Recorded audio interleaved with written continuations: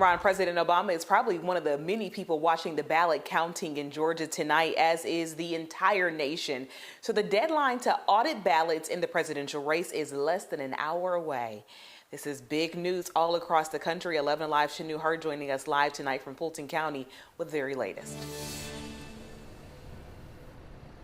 Yeah, Aisha, right here in Fulton County right now, this is one of the counties still finishing up the data entry and the quality control phase of all of this. The Fulton County actually finished up the actual hand retally counting over the weekend. Now, the Secretary of State's office says as of 5 o'clock today, there were still at least 21 counties finishing up that process, the quality control as well as the data entry. So once they wrap that up, the elections officials can do their quality control check before certifying those results on Friday.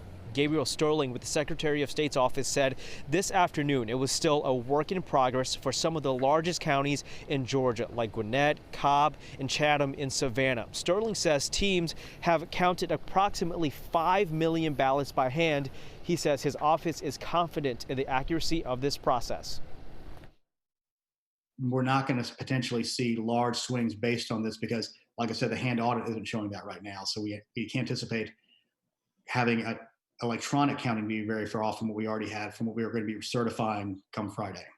Now, Sterling says they expect to have an audit report tomorrow by noon. As far as a recount goes, he says that the president's team still has not formally requested a recount here in this election.